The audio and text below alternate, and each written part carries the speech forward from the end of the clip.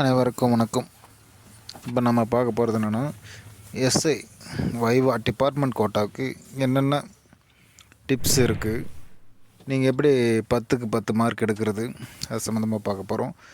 துப்பறிவாளன் channel சார்பாக department quota வைவாவுக்கு செல்லும் அனைத்து கேண்டிடேட்ஸ்க்கும் எனது மனமார்ந்த வாழ்த்துக்கள்.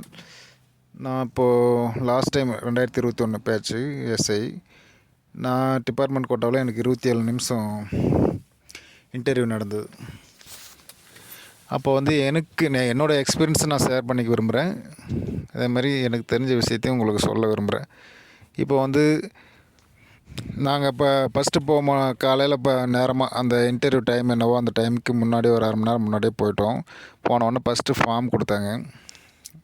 அந்த ஃபார்ம்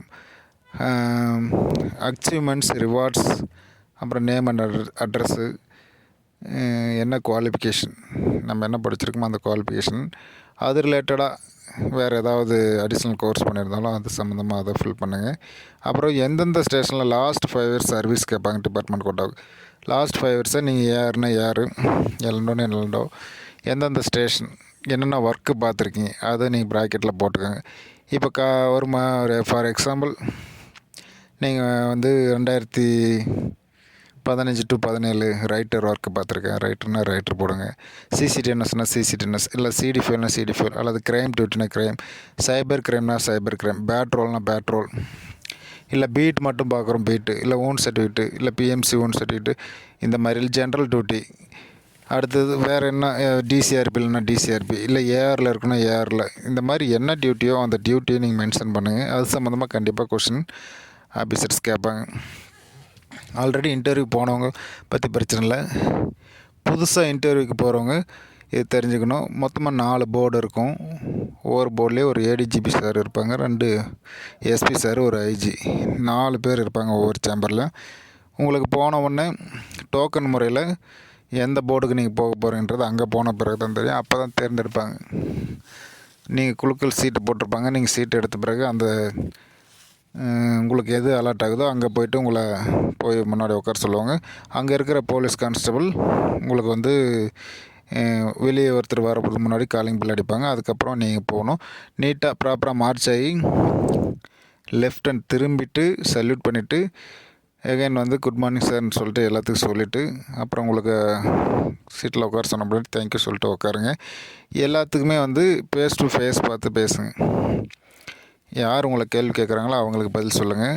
ஃபஸ்ட்டு செல்ஃப் இன்ட்ரடக்ஷன் கொடுக்க சொன்னாங்கன்னா, நான் இந்த மாதிரி இந்த ஸ்டேஷனில் இங்கே ஒர்க் பண்ணுறேன், என்னோடய நேம் இது, இந்த டிஸ்ட்ரிக்ட்டு, இந்த இன்ட்ரடக்ஷனை கொடுங்க. அடுத்தது உங்களை பற்றி கேட்டாங்கன்னா, நீங்கள் என்ன படிச்சிருக்கீங்க, எந்த யூனிவர்சிட்டி, இந்த மாதிரி சொல்லுங்கள். என்ன டிகிரி ரிலேட்டடாக கொஷின் வரும். எக்கனாமிக்ஸ்னால் எக்கனாமிக்ஸ், இந்த லாஸ்ட்டு நம்மளோட ஜிடிபி கேட்கலாம். வேறு பெர் கேபிட்டல் இன்கம் இந்த மாதிரி கேட்கலாம். அதுக்கு அடுத்தது உங்களோட பிஏ ஹிஸ்ட்ரினா ஹிஸ்ட்ரி பற்றி கேட்கலாம். இல்லை வேறு ஏதாவது இங்கிலீஷ்னால் இங்கிலீஷில் ஏதாவது ஒரு சென்டென்ஸை ஃபார்ம் பண்ணி சொல்லுங்கன்னு சொல்லலாம். வேறு இன்ஜினியரிங் படிச்சிருக்கீங்கன்னா இன்ஜினியரிங் சம்மந்தமாக அந்த இன்ஜினியரிங்க்கு என்ன ஸ்கோப் இருக்குது. அடுத்தது வேறு உங்களுக்கு வேறு ஏதாவது டயக்ராமோ, இல்லை சிவில் இன்ஜினியர்னால் அதுக்கு எவ்வளோ எஸ்டிமேட்டட் காஸ்ட் எவ்வளோ, இல்லை மெக்கானிக்கல் இன்ஜினியர் என்ன மெக்கானிசம் ஒரு இதை பற்றி கேட்கலாம். அந்த சூழ்நிலையில் ஆஃபீஸர்ஸ் என்னவோ அதுக்கு தகுந்த மாதிரி தான் கொஸ்டின் வரும் ஜென்ரலாக. அதுக்கு அடுத்தது நீங்கள் அந்த ஃபார்ம் ஃபில் பண்ணதை வச்சு கொஸ்டின் கேட்பாங்க. ஃபார் எக்ஸாம்பிள் ரைட்டர்னால் எந்த பிஎஸ்ஓ சொல்லுது, ரைட்டரோட மார்னிங் டியூட்டி என்ன. மார்னிங் வந்தோடனே ஒரு போலீஸ் ஸ்டேஷன் ரைட்டர் வராருன்னா மார்னிங் வந்தோடனே என்ன பண்ணணும், PSR, centrally book, GD, arrest intimation, arrest card, bail bond, வேறு ரிசப்ஷன் ரிஜிஸ்டர், ஆன்லைன் கம்ப்ளைண்ட் எதனா வந்திருக்கா, வேறு யாராவது கஸ்டடி இருக்காங்களா அக்யூஸ்டு, கவர்மெண்ட் ப்ராப்பர்ட்டிலாம் கரெக்டாக இருக்கா, கேஷு, வெப்பனு, இது எல்லாத்தையும் எவ்ரிடே மார்னிங் செக்அப் பண்ணணும். அதை வேறு ஏதாவது ஷார்ட்டேஜ் இருந்தால் இன்ஸ்பெக்டர் சார்கிட்ட தகவல் சொல்லணும். அதுக்கு அடுத்தது டே டு டே என்னென்ன நீங்கள் ஒர்க்கு பார்ப்பீங்க, வேறு ஃபார்மேட் வந்தால் ஃபார்மேட் அனுப்பணும். அடுத்தது வேறு ஏதாவது ரிப்ளை கேட்குறாங்க ஆஃபீஸுக்கு, கேம்ப் ஆஃபீஸ் இந்த மாதிரினா அது ரிப்ளை கொடுக்கணும். என்னென்ன டிஎஸ்ஆர்னால் டெய்லி சிச்சுவேஷன் ரிப்போர்ட், அது என்னென்ன இருக்குது. சிஎஸ்ஆர்னால் என்ன, கம்யூனிட்டி சர்வீஸ் ரிஜிஸ்டர், இது எல்லாம் ரைட்டர் பற்றி எந்த பிஎஸ்ஓ சொல்லுது. 203 எத்தனை ரைட்டர்ஸ் கார்டில் எத்தனை ரெக்கார்ட்ஸ் இருக்குது, 38. இதை பற்றி ஒவ்வொன்றா இப்போ பார்ட் 1 to பார்ட் 5 சொல்லுங்கள் அப்படின்னா, part 1 true occurrence property register, part 2 crime chart, general conviction register 3, part 4 village history sheet, part 5 bad characters history sheet. இந்த மாதிரி அடுத்தது வந்து க்ரைம் ரெக்கார்ட்ஸ் இது சொல்லிட்டோம். மொத்தம் 3 டைப் ஆஃப் ரெக்கார்ட்ஸ் இருக்குது. அட்மினிஸ்ட்ரேஷன் ரெக்கார்ட்ஸ் அதில் ஒரு 5 சொல்லுங்கன்னா, duty roster, gun licence, government property register, superior officer visiting book, அடுத்து superior officer inspection book, CL register, of duty chart, அடுத்தது current paper register, passport, rowdy register. இந்த மாதிரி அட்மினிஸ்ட்ரேஷனில். வேறு இன்வெஸ்டிகேஷனில் ஒரு 5 ரெக்கார்ட்ஸ் சொல்லுங்கள் அப்படின்னா, அடுத்தது இன்வெஸ்டிகேஷனில் என்ன வரும், GD, FIR index, form 91, house search register, house search slip, form medical memo, arrest card, arrest memo, arrest intimation, bail bond, centrally book. இது எல்லாமே வந்து final report RCS referred charge. இது எல்லாமே வந்து இன்வெஸ்டிகேஷன் ரெக்கார்ட்ஸு.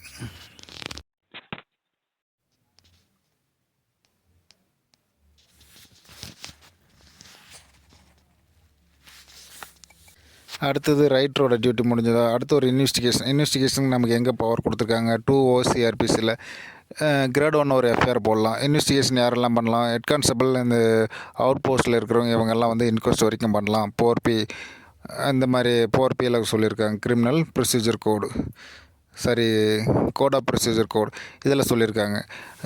சிவில் ப்ரொசீஜர் கோடு.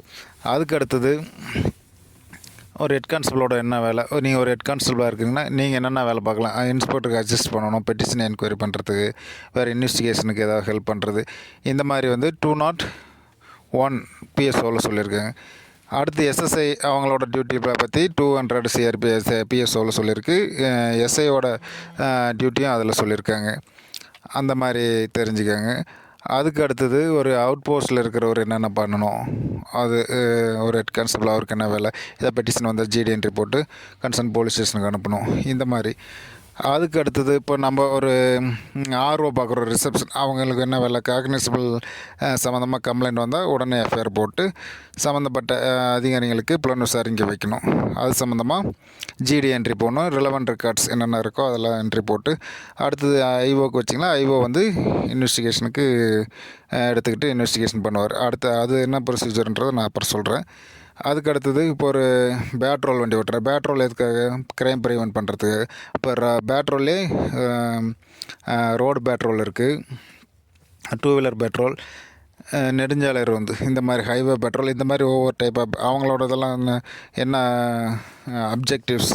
அதனோட objective என்னென்னு பார்த்தீங்கன்னா, crime ப்ரிவென்ஷனு plus வந்து ஆக்சிடெண்ட்டை ப்ரிவென்ட் பண்ணுறது, வேறு ஏதாவது க்ரைம்ஸ் நடந்தால் அதை டிடெக்ட் பண்ணி இன்வெஸ்டிகேஷனுக்கு ஹெல்ப் பண்ணுறது. இந்த மாதிரி அதனோட என்னென்ன இதுக்கோ அதுக்கு வந்து எதுக்காக நோக்கம், நம்ம என்ன பார்க்குறோம் அப்படின்னு.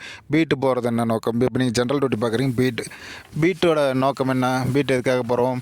பீட் வந்து க்ரைம் ப்ரிவென்ஷன் பண்ணுறதுக்கு, சம்மன் சர்வ் பண்ணுறதுக்கு, NBW இது பண்ணுறது, எக்ஸ்கான்விட் செக் பண்ணுறது, பேட் கேரக்டர்ஸ் யாராக இருந்தால் அவங்கள செக்அப் பண்ணுறது, மேன் மிஸ்ஸிங், அன்னோன் பாடி இந்த மாதிரி ஏதாவது இருந்துச்சுன்னா, அப்புறம் க்ரைம் கார்டு மெசேஜ் இந்த மாதிரி டீட்டெயில்ஸ் இருந்துச்சுன்னா அது சம்மந்தமாக வெரிஃபை பண்ணுறது, சஸ்பெக்டில் என்கொயரி பண்ணுறது.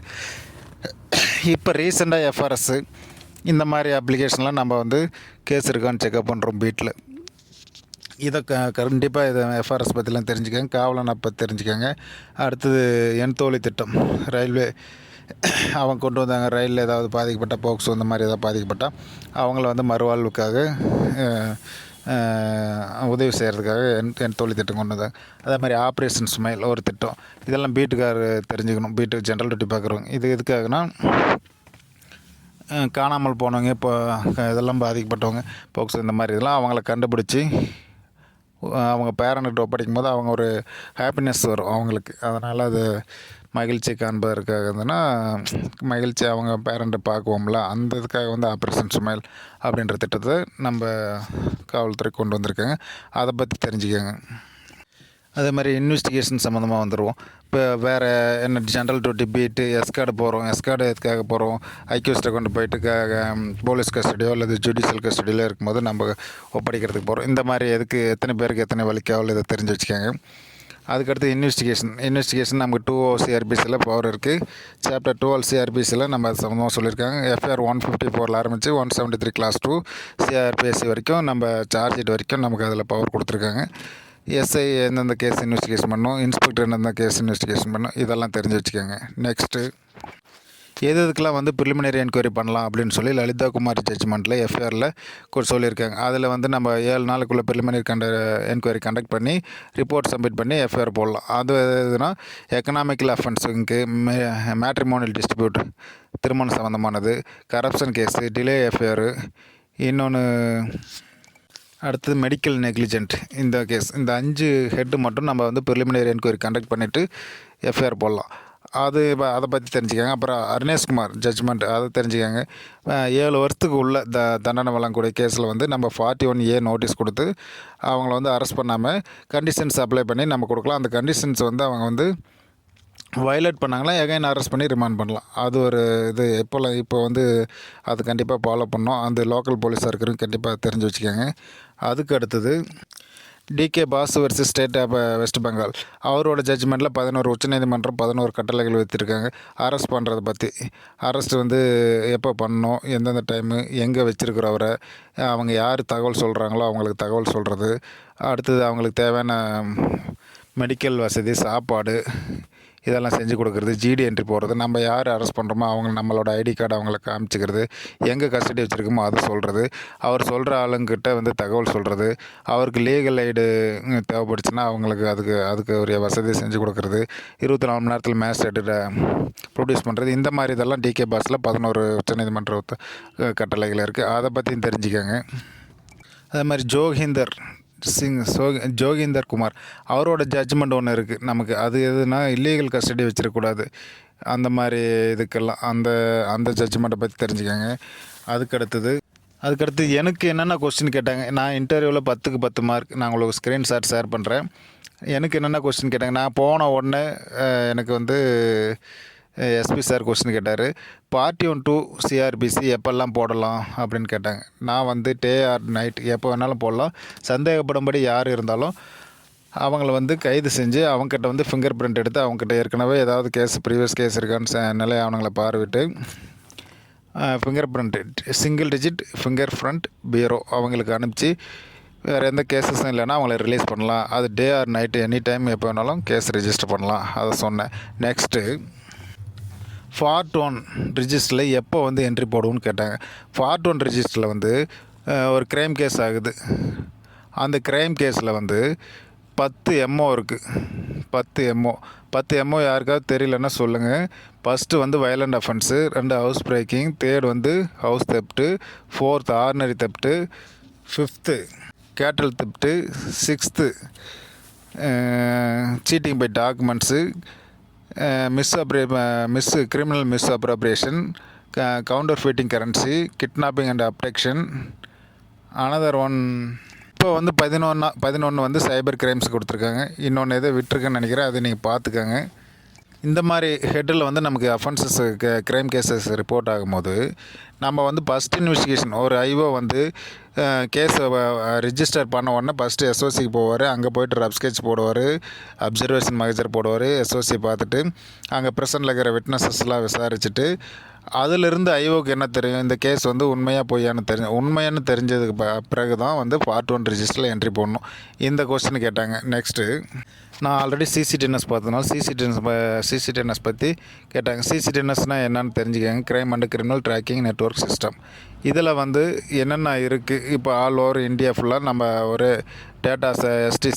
ஸ்டேட் டேட்டா சென்டர் அது வந்து பெருங்குடியில் இருக்குது. நமக்கு மற்றது பூனேவில் இருக்குது நம்ம நேஷ்னல் டேட்டா சென்டரு. அதனோட என்சிஆர்பி தான் எல்லாத்தையுமே மானிட்டர் பண்ணுறாங்க. என்ஐசி அவங்க தான் வந்து நமக்கு நேஷனல் இன்ஃபர்மேட்டிக்ஸ் சென்டர், அவங்க தான் இந்த அப்ளிகேஷன் சிப்ரஸ்லாம் வந்து டெவலப் பண்ணி நமக்கு கொடுத்துருக்காங்க. நம்ம அதைப்படி தான் சிப்ரஸ் அப்ளிகேஷன் தான் நம்ம யூஸ் பண்ணிகிட்டு இருக்கிறோம். இதுக்கு முன்னாடி Sipa common integrated police application இதில் இருந்துச்சு. அதுக்கு முன்னாடி கேஆர்எஸ் இருந்துச்சு. அது ரெண்டையும் மிங்கிள் பண்ணி தான் சிப்ரஸ்னு கொண்டு வந்திருக்காங்க. அதுதான் இப்போ யூஸ் பண்ணிகிட்டு இருக்கோம். சிசிடிஎன்எஸ் இல்லாமல் இப்போ போலீஸே கிடையாது. அந்த அளவுக்கு இப்போ அதுக்கு இம்பார்ட்டன்ஸ் இருந்துச்சு. எல்லாமே எஃப்ஐஆர்லேருந்து சார்ஜ் ஷீட் வரைக்கும் அதிலிருந்து தான் நம்ம கோர்ட்டுக்கே ப்ரொடியூஸ் பண்ணிட்டுருக்குறோம்.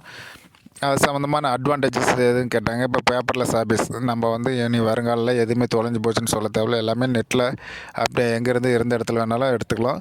எல்லாமே டேட்டாஸ் அப்படியே இருக்குது. அந்த காலம் மாதிரி இப்போ வந்து தொலைஞ்சு போச்சு, இல்லை சிடி ஃபைல் டேமேஜ் ஆகிடுச்சு, இந்த மாதிரி எதுவுமே சொல்ல தேவையில்ல. அது இல்லாமல் இப்போ நம்ம அப்டேட் பண்ணுறத வச்சு NPW சர்ச் பண்ணுறது, எஃப்ஆர்எஸ்ஸு, பாஸ்போர்ட் வெரிஃபிகேஷனு, செல்ஃப் வெரிஃபிகேஷனு, அதுக்கு அடுத்தது வெஹிக்கிள் செக்கு, இந்த மாதிரி எல்லாமே இதில் வருது. இந்த இதில் நம்ம அப்டேட் பண்ணுற டேட்டாஸ் வச்சு தான் அதில் எல்லா டேட்டாஸும் ஸ்டோர் ஆகுது. அதனால் எங்கே வேணாலும் இது மேலே கேஸ் இருக்கா என்ன ஏதுன்ட்டு நம்ம அதிலேருந்து தெரிஞ்சுக்கலாம். சிசிஎன்எஸ் அட்வான்டேஜஸ் இது கேட்டதை நான் உடனே சொன்னேன். அதுக்கு அடுத்தது ஆப்ரேஷன் ஸ்மைல் என்ன அப்படின்னா என்னன்னு சொல்லி கேட்டாங்க. ஆப்ரேஷன் ஸ்மைல்னால் காணாமல் போனவங்களை கண்டுபிடிக்கிறது. அவங்ககிட்ட பேரண்ட் ஒப்படைச்சு அதன் மூலம் அவங்கள ஒரு முகத்தில் ஒரு சந்தோஷம் பார்க்கும்போது அதுக்கு ஒரு ஹாப்பினஸ், அதுக்கு அந்த திட்டத்தின் பேர் தான் ஆப்ரேஷன் ஸ்மைல். அது ஒவ்வொரு மாவட்டத்துலேயும் ஏடிசி, ஏடிஎஸ்பி இவங்க தலைமையில் அந்த குழு, அந்த டீமை வந்து ஃபார்ம் பண்ணி சர்வீஸ் பண்ணிட்டு இருக்கிறாங்க. அது சம்மந்தமாக தெரிஞ்சுக்கோங்க. அதுக்கப்புறம் எஃப்ஐஆரில் எத்தனை காலம் இருக்குது? 15 காலம் இருக்குது. 15 காலத்தில் என்னென்ன காலம் முக்கியமான காலம்? 7வது காலம் அக்யூஸ்டு, 8 ரீசன் பார்ட்டிலே. அதுக்கடுத்து 15வது காலம் எஃப்ஐஆர் டிஸ்பேச்டு டு கோர்ட். அதில் கண்டிப்பாக டேட் அண்ட் டைம் இருக்கணும். இந்த மாதிரி இதை சீசனஸ் பார்க்குறவங்க கண்டிப்பாக தெரிஞ்சு வச்சுக்கோங்க. அது சம்மந்தமாக கொஸ்டின் வரும். அடுத்து அது ரிலேட்டடாக என்னென்ன இப்போ பிளான் கொண்டு வந்திருக்காங்க அப்படின்னா டிஜிட்டல் போலீஸ். அதில் வந்து பார்த்திங்கன்னா க்ரைம் ஆக்ட்னு ஒன்று இருக்குது, ICJS இதெல்லாம் வந்திருக்கு, எஃப்ஆர்எஸ் வந்திருக்கு. இது எல்லாமே அது ரிலேட்டடாக தான். காவலன் ஆப் இருக்குது. அதில் இருக்கிற டேட்டா, சிசிடிஎன்எஸில் இருக்கிற டேட்டாஸ் எடுத்து தான் இது எல்லாமே ஃபங்க்ஷன் ஆகுது. அதை பற்றி கண்டிப்பாக தெரிஞ்சு வச்சுக்கோங்க. அதுக்கு அடுத்தது ஒரு ஆர்ஓ பார்க்குறீங்க, இல்லை ஒரு கிரேட் 1 இருக்கீங்க, WC வாங்க போகிறீங்க. WC எதுக்காக? கேஸோட விக்டிமோட இன்ஜுரிஸோட நேச்சர் கிரீவியஸாக சிம்பிளானு தெரிஞ்சுக்கிறது. கண்டிப்பாக அது யாருக்கு கொடுப்பாங்க? இன்வெஸ்டிகேஷன் ஆஃபீஸர் கொடுப்பாங்க. போஸ்ட்மார்ட்டம் சர்டிஃபிகேட் யாருக்கு கொடுப்பாங்க? கோர்ட்டு கொடுப்பாங்க. அதை கரெக்டாக கேட்ட உடனே சொல்லுங்கள். இப்போ போஸ்ட்மார்ட்டம் பண்ண உடனே போஸ்ட்மார்ட்டம் சர்டிஃபிகேட் கொடுக்குறது தான் ரூலு. ஆனால் நம்ம வந்து கொஞ்சம் டிலே ஆகும் வாங்கி இது பண்ணுறதுக்கு. ஆனால் இது WC வந்து WC வந்து விக்டிம் எப்போ டிஸ்சார்ஜ் ஆகிறாங்களோ அப்போது. இப்போ வந்து ஏர் கேப்பில் இப்போ நீங்கள் ஒரு ஆர்வம் பார்க்குறீங்கன்னா ஏர் கேப்பை பற்றி கண்டிப்பாக தெரிஞ்சுக்கணும். ஏர் கேப்பில் என்னென்ன காலம் இருக்கும்? ஹாஸ்பிட்டலுக்கு எப்போ கொண்டு வந்தாங்க, அவரோட விக்டிமோட நேமு, அட்ரஸ்ஸு, யார் ஹாஸ்பிட்டலுக்கு கொண்டு வந்தாங்க, அவர் கொண்டு வந்து சேர்த்தவர் யார், அடுத்தது ஐடென்டிஃபிகேஷன் மார்க் இருக்கும், என்ன வெப்பன் இருக்கும், என்ன டேட் அண்ட் டைம் இருக்கும், எந்த பிளேஸு, அதுக்கடுத்து எத்தனை பேர், அதுக்கடுத்தது என்னென்ன இன்ஜுரிஸ் இருக்குது, அதுக்கடுத்தது அவர் கான்சியஸாக அன்கான்சியஸாக, அடுத்தது ஓரல் என்கொயரியா இல்லை சைகை மூலம் அவங்கள என்கொயரி பண்ணாங்களா, இது எல்லாமே அட்மிட் இன் ஓபியா இல்லை அட்மிட் வேறு ஏதாவது இன்பேஷண்ட்டை அட்மிட் பண்ணியிருக்காங்க. இந்த மாதிரி எல்லா டீட்டெயிலுக்கும் இதை பேஸ் பண்ணி இதெல்லாம் நீங்கள் படித்து புரிஞ்சுக்கிட்டு உங்களுக்கு டவுட்டாக இருந்தால் டாக்டர் கன்சல்ட் பண்ணிவிட்டு அதுக்கப்புறம் தான் போய் ஸ்டேட்மெண்ட் எடுக்கணும். இதை தான் ப்ரொசீஜர். இதையும் கண்டிப்பாக கேட்குறதுக்கு வாய்ப்பு இருக்குது. டிபார்ட்மெண்ட் கொண்டாடுறோம் தெரிஞ்சு வச்சு. அடுத்து சம்மன் பற்றி கேட்டாங்க. சம்மன் வந்து 2 காப்பி இருக்கும், வாரண்டு 1 காப்பி இருக்குது. சம்மன் வந்து ப்ளூ கலரில் எழுதியிருப்பாங்க, ஹெட் கலருக்கு கையெழுத்து போட்டிருப்பாங்க. வாரண்டு ரெட் கலரில் எழுதியிருப்பாங்க, மேஜிஸ்ட்ரேட் கையெழுத்து போட்டிருப்பாங்க. 1 காப்பி தான் இருக்கும். இந்த வேரியேஷன் கண்டிப்பாக தெரிஞ்சு வச்சுக்கோங்க. இது கண்டிப்பாக கேட்குறதுக்கு நிறைய கேட்டிருக்காங்க. அதை பார்த்துக்கோங்க. எனக்கு கேட்ட கொஸ்டின் இதெல்லாம். அதுக்கு அடுத்தது என்னோடய ஊரை பற்றி கேட்டாங்க. தருமபுரியில் வந்து என்னென்ன லாண்ட் ஆர்டர் இஷ்யூ வந்திருக்குன்னு சொன்னாங்க. நான் இளவரசன் திவ்யாவோட கேஸை சொன்னேன். அதுக்கப்புறம் கோயம்புத்தூர் அக்ரி யூனிவர்சிட்டி அவங்களோட அந்த பொண்ணுங்களை வந்து பஸ் வச்சு எரிச்சது 2003 அந்த காலகட்டத்தை அதை பற்றி சொன்னேன். அது என்ன ஸ்டேஜ்னு கேட்டாங்க. அதுக்கு முன்னாடி நான் ஒர்க்கிங் எக்ஸ்பீரியன்ஸில் வந்து ரைட்ரு, க்ரைம் டியூட்டி, இன்வெஸ்டிகேஷன் இதெல்லாம் சொன்னதுனால இப்போ நான் சொன்ன எல்லாமே என்கிட்ட கேட்டாங்க. 27 நிமிஷம் எனக்கு இன்டர்வியூ நடந்தது. 27 நிமிஷம். அப்போ நான் எப்படி பதில் சொல்லியிருப்பேன்னு பார்த்துக்கோங்க. எனக்கு 10க்கு 10 மார்க்கு போட்டிருந்தாங்க. நானே வந்து பார்த்தோன்னே ரொம்ப எக்ஸைட்மெண்ட்டாக இருந்துச்சு. அந்தளவுக்கு வந்து நம்ம பெர்ஃபார்மன்ஸு பண்ணணும். எதாக இருந்தாலும் உண்மை சொல்லுங்கள். அது இல்லாமல் வந்து நான் டிகிரி படிச்சிருந்தேன். டிகிரி வந்து என்ன டிகிரி பிகாம் எம்பிஏ படித்ததுனால சிம்பிள் இன்ட்ரெஸ்ட்டு காம்பவுண்டபிள் இன்ட்ரெஸ்ட்டுக்கு ஃபார்முலா எல்லாம் சொல்லியிருந்தாங்க. நான் எழுதி கொடுத்தேன். அதை பார்த்துட்டு ஓகே சொன்னாங்க. தெரியாத கொஸ்டின் தெரியலன்னு சொல்லிவிடுங்க. நான் ஓப்பனாக பிராங்காக நான் வந்து ஒரு சில கொஸ்டின் வந்து எனக்கு வந்து ஃபஸ்ட்டு அந்த ஆப்ரேஷன் ஸ்மைல் அதை கேட்டாங்க. அது சம்மந்தமாக எனக்கு தெரியல. ஆனால் வந்து அவர் டிப்ஸ் கொடுத்தாரு இது சம்மந்தமாக. நான் அதுக்கப்புறம் நான் அதை வந்து கேட்ச் பண்ணி சொல்லிட்டேன். ஏடிஜி சாரே வந்து சொன்னார். அந்த மாதிரி தெரிலன்னு சொன்னீங்களா, அவங்களே வந்து உங்களுக்கு ஹிண்ட் கொடுப்பாங்க. அது சம்மந்தமாக சொல்லிவிடுங்க. இப்போ ஏஆர் டியூட்டி பார்க்குறீங்கன்னா, ஏஆரில் என்னென்ன டியூட்டி வழிகாவல் செய்கிறது, மாவட்டத்தில் முக்கியமான வந்து பந்தோபஸ்து என்ன இருக்குது, அதுக்கெல்லாம் நீங்கள் வந்து பாதுகாப்பு கொடுக்குறது. அது டிஎஸ்பியில் இருக்கீங்கன்னா மாநிலம் முழுசும் என்னென்ன லேண்ட் ஆர்டர் இஷ்யூ வருது, இல்லை வேறு ஏதாவது டவர் கார்டு, முக்கியமான வைட்டல் இன்ஸ்டால்மெண்ட்ஸ் இங்கெல்லாம் வந்து கார்டு பார்க்குறது நம்மளோட டியூட்டி. லோக்கலில் தமிழ்நாடு ஃபுல்லாக என்ன லேண்ட் ஆர்டர் இஷ்யூனாலும் நான் பார்ப்போம். ஸ்டேஷன் லிமிட்டில் என்னென்ன பிரச்சனைனாலும் பார்ப்போம். டிஸ்ட்ரிக்ட் லெவலில் என்னென்ன பிரச்சனைனாலும் பார்ப்போம். இது க்ரைம் ப்ரிவென்ட் பண்ணுறது நம்ம லோக்கல் ஸ்டேஷனோட டியூட்டி. இது எல்லாமே வேரியேஷன், மூணுத்துக்கும் வேரியேஷன் என்னன்றது கண்டிப்பாக எல்லாருமே தெரிஞ்சுக்கணும். இதையும் கேட்டாங்க, நான் இதையும் சொன்னேன். இப்போ நான் உங்கள்கிட்ட சொன்னது. அதேமாதிரி ரைட்ரு நம்ம பார்க்குறோம்னா, ரைட்டில் வந்து 3 டைப் ஆஃப் ரெக்கார்ட்ஸ் இருக்குது. அது என்னென்ன பர்பஸ்க்காக, கன் லைசன்ஸ்னால் என்ன, அதுக்கு எதுக்காக, கவர்மெண்ட் ப்ராப்பர்ட்டி ரிஜிஸ்டர் அது எதுக்காக, டியூட் ரோஸ்ட்ரு அது எதுக்காக, அது அப்ஸ்ட்ராக்ட் எதுக்காக போடுறோம், எக்ஸ் கான்விக்ட் ரிஜிஸ்டர்னா என்ன, அது கன்விக்ஷன் ஆனதுக்கு அப்புறம் தான் எக்ஸ் கான்விக்ட் ரிஜிஸ்டர் போடணும். ஃபிங்கர் பிரிண்ட் எதுக்காக எடுக்கிறோம், அதை வந்து நம்ம ஃபிங்கர் பிரிண்ட்டை எடுத்து என்ன பண்ண போகிறோம், சிங்கிள் டிஜிட் ஃபிங்கர் பிரிண்ட்டுக்கு அனுப்பிச்சு அவனுக்கு இருக்கிற கேஸை வந்து நம்ம என்ட்ரி போட்டு அங்கேருந்து வந்து ரெகுலர் கிரிமினல் நம்பர்னு ஒரு நம்பர் கொடுப்பாங்க. அதை நமக்கு திரும்ப நம்பர் வாங்கி வச்சிட்டோம்னா அடுத்தது வந்து வேறு ஏதாவது கேஸில் வந்து இன்வால்வ் ஆகிறாங்க, அங்கே ஏதாவது சான்ஸ் பிரிண்ட் கிடச்சுன்னா அந்த ஃபிங்கர் பிரிண்ட் எடுத்து அங்கே அனுப்பிச்சி அவன் ஏற்கனவே கேஸில் இருக்கான் அப்படின்னு சொல்லி பார்த்து ட்ரேஸ் ஆகும். அந்த ட்ரேஸ் ஆனோன்னா அக்யூஸ்டிவ் தான் நம்ம ஃபிக்ஸ் பண்ணுவோம். இதுக்காக தான் நம்ம ஃபிங்கர் பிரிண்ட் அனுப்புகிறோம் எல்லா கேஸுக்குமே. இப்போ வந்து எல்லா கேஸுக்குமே ஃபிங்கர் பிரிண்ட் எடுத்து ஃபிங்கர் பிரிண்ட் செக்ஷனுக்கு அனுப்பிச்சு அங்கேருந்து ரிஜிஸ்டர் பண்ணி அதெல்லாம் ஸ்டோர் பண்ணி வைக்கிறாங்க. இந்த மாதிரி விஷயத்தையும் தெரிஞ்சுக்கோங்க. இப்போ காவலன் ஆப்பில் என்னென்ன இருக்குது, அதனோடய ஃபியூச்சர்ஸ் என்னென்ன இருக்குது, அப்ஜெக்டிவ் என்ன, இது கண்டிப்பாக வந்து இது எல்லாமே தெரிஞ்சுக்கணும். நீங்கள் தெரிஞ்சு வச்சுக்கிங்க ஒவ்வொன்றும் அப்படி கிளியராக என்னன்றதை, அதனோட நோக்கம் எதுக்காக ஒவ்வொன்றும் ஆரம்பிச்சிருக்காங்க அதை பற்றி எல்லாமே தெரிஞ்சுக்காங்க. ரொம்பலாம் சொல்ல தேவையில்ல, சும்மா நார்மலாக நீங்கள் என்னன்றதை சொன்னாவே போதும். ஃபார்ம் 91 அப்படின்னா என்னென்னு பார்த்துக்கங்க. ஃபார்ம் 91 3 காப்பி இருக்கும். சீசர் மகஜர்னா 3 காப்பி இருக்கும். ஸ்டேட்மெண்ட் 161 கிளாஸ் 3 சிஆர்பிசி 3 காப்பி, எல்லாமே 3 காப்பி. 1 கோர்ட்டு, 1 கேம்ப் ஆஃபீஸு, 1 நமக்கு. ஆனால் ஃபார்ம் 91 அப்படி கிடையாது.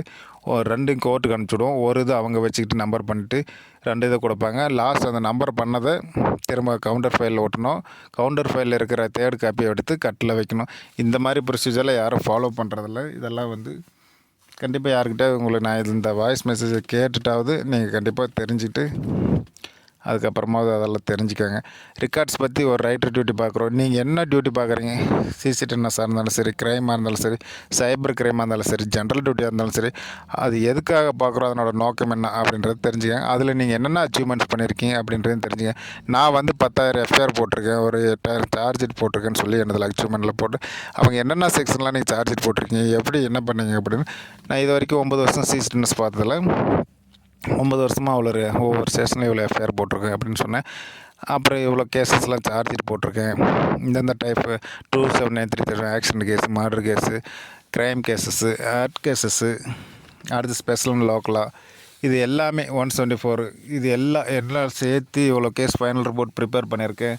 எஃப்ஐஆர் இண்டெக்ஸுக்கும் சிசிடிஎன்எஸ் போர்ட்டல் அதில் என்னென்ன ஃபியூச்சர்ஸ் இருக்குது அதையும் தெரிஞ்சுங்க. இதுக்கும் வேரியேஷன் இல்லாமல் நான் தான் ஃபஸ்ட்டு கொண்டு வந்தேன்னு சொல்லியிருக்கேன். அதே மாதிரி UIDB unidentified dead body, missing person, இதெல்லாம் எப்படி மேட்ச் பண்ணுறது, என்பிடபிள்யூ அக்யூஸ்ட் கேலரி இதில் வச்சு எப்படி சர்ச் பண்ணுறது, அதுக்கடுத்தது ஆன்லைன் கம்ப்ளைண்ட் எப்படி ரிஜிஸ்டர் பண்ணுறது, அதை எப்படி பார்க்குறது, எஃப்ஐஆரோட ஸ்டேட்டஸ் எப்படி பார்க்குறது, சிஎஸ்ஆர் ஸ்டேட்டஸ் எப்படி பார்க்குறது, அக்யூஸ்ட் அரெஸ்ட் பண்ணியிருக்காங்களான்னு அந்த ஸ்டேட்டஸ் எப்படி பார்க்குறது, மேன் மிஸ்ஸிங் சம்மந்தமாக, என்ஜிஓ சம்மந்தமாக, அடுத்து யூஐடிபி அன்னோன் பாடி இதெல்லாம் எவ்வளோ இருக்குதுன்னு எப்படி பார்க்குறது, இதெல்லாமே நம்ம வெப்சைட்டில் இருக்குது. இந்த ஃபியூச்சர்ஸ்லாம் நமக்கு தெரிஞ்சால் தான் பப்ளிக் சொல்லி தர முடியும். இதை பற்றிலாம் தெரிஞ்சுங்க. இப்போல்லாம் வந்து கேட்குறதுக்கு நிறையா வாய்ப்பு இருக்குது. அடுத்தது child helpline, woman helpline, வேறு ஃபயரு இந்த மாதிரி இந்த ஹெல்ப்லைன் நம்பர்ஸ் எல்லாம் தெரிஞ்சுக்கங்க. டோல் ஃப்ரீ நம்பரு இதெல்லாம் கேட்குறதுக்கு வாய்ப்பு இருக்குது. அடுத்தது இந்த அம்மா பேட்ரோலு இந்த மாதிரி பேட்ரோல் ஒன்றிலாம் ஸ்பெஷலாக கொடுத்துருப்பாங்க. அந்த மாதிரி டீட்டெயில்ஸ் எல்லாம் கண்டிப்பாக வந்தோடனே தெரிஞ்சு வச்சுக்கோங்க. கேட்குறதுக்கு வாய்ப்பு இருக்குது. நீங்கள் போகிறதுக்கு முன்னாடி அன்றைக்கி என்ன நியூஸ் பேப்பர் அந்த அன்றைக்கி என்ன நியூஸ் இருக்குது, அதே மாதிரி எக்கனாமிக்கல் நியூஸு, அதுக்கு அடுத்தது sports, law and order issue வேறு எதாவது இருந்துச்சா இந்த மாதிரி இதையும் கொஞ்சம் ஓரளவு பார்த்துக்கிட்டு போயிருங்க. அதையும் கேட்குறதுக்கு வாய்ப்பு இருக்குது. எஃப்ஐஆரில் எத்தனை சீட்டு இருக்கும்? 6 சீட்டு இருக்கும். அது எங்கெங்கே அனுப்பணும்? 1 investigation officer, 1 court, 2 complaint, 3 investigation, 4 DCP DCRB, 5 SP camp office, 6 counter file. இதுக்கெல்லாம் எதுக்கு அப்படின்றது கண்டிப்பாக தெரிஞ்சுங்க. ஒரு போலீஸ்னால் காமனாக இதெல்லாமே கண்டிப்பாக தெரிஞ்சுருங்க.